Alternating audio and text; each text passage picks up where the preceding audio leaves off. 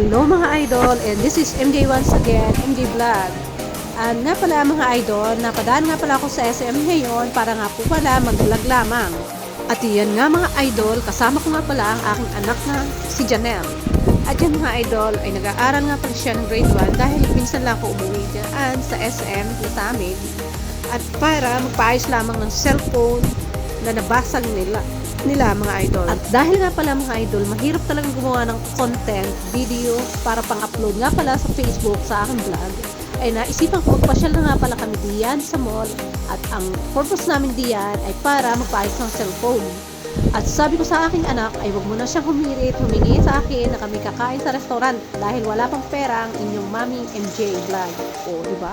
Sabi nga ng aking anak ay pasyal lang daw kami doon sa bilihan ng toys. Gusto lang daw niyang makita. But ay, parcharo, palagay ko, gusto niya talaga magpabili ng gusto manika or something na toys na gusto niya. At pagkatapos nga pala namin mga idol pumunta sa my toys, nandyan kami sa third floor ng SM Lucena.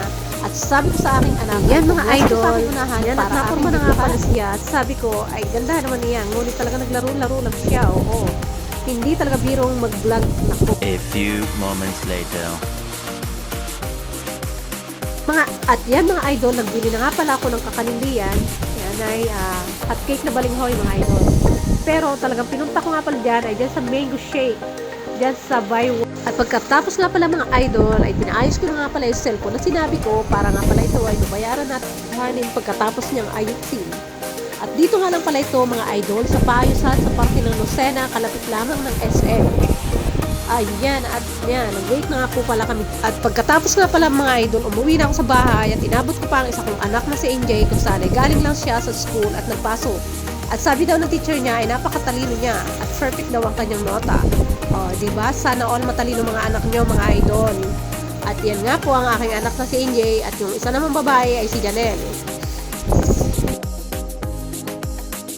At sa nga pala idol, sinabi niya na ano daw sila ng count to number. Kaya iyan, at pinagpapahangaan niya ako ng kanyang tamang sagot. Uy.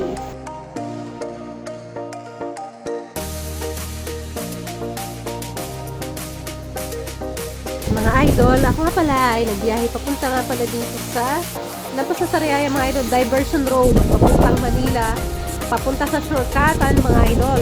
Sana sa lahat ng mga rider dyan, uy, shoutout sa inyo, ingat kayo pag biyahe palagi.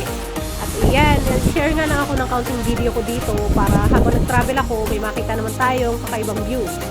At dahil nga pala mga idol, hindi ko pa nagagawa mukbang sa akin pagbablog, ay pinagtsatsagaan ko muna talaga na mag-upload ng ganitong klaseng video para naman sa kasunod na mga ko ay sanay na kayo manood na aking vlog. Okay mga idol? Salamat sa inyong panonood and God bless. Nga pala mga idol, inabot na rin ang gabi pag uwi ng bahay at talagang nakakapanlaw talaga magbiyahe sa gabi. At yan, akala mo baga naman sa video ay may malalabas na white lady. Oy.